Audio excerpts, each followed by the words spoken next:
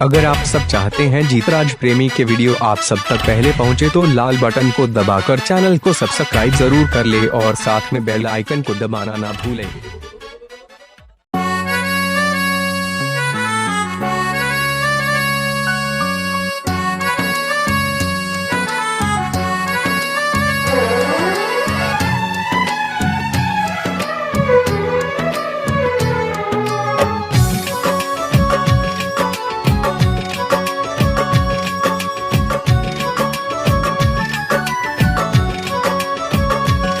चांदनी छुपके देखे बदरिया से, चांदनी छुपके देखे बदरिया से, चंदा खड़ा मुस्काए। चांदनी छुपके देखे बदरिया से, चंदा खड़ा मुस्काए।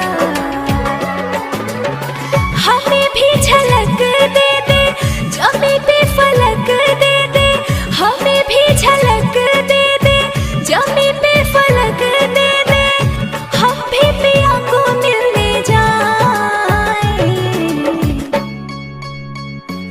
चांदनी छुपके देखे बदरिया से, चंदा खड़ा मुस्काए।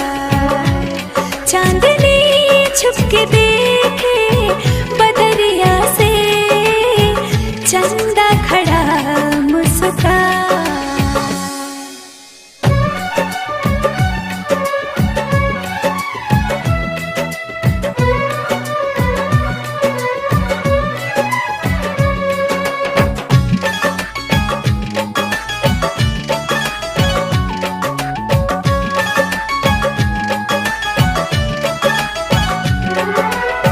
छत के मुंडेर से पर्दा लगा के, तोड़ दूं बरत तेरा दीदार पाके।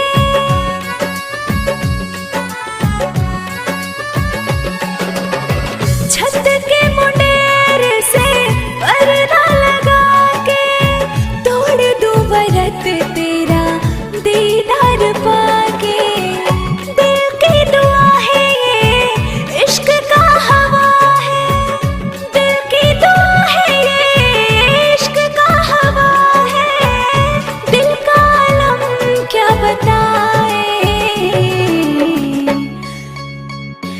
चांदनी छुपके देखे बदरिया से, चंदा खड़ा मुस्काए।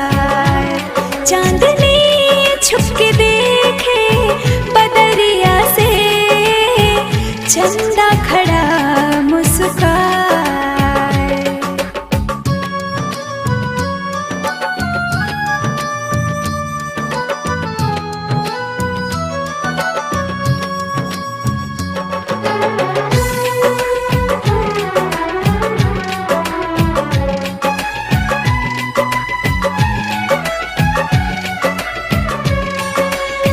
प्यार की कसम तुझको तेरे चकोर से, मेरे दिल का सरगम बंधे एक डोर से।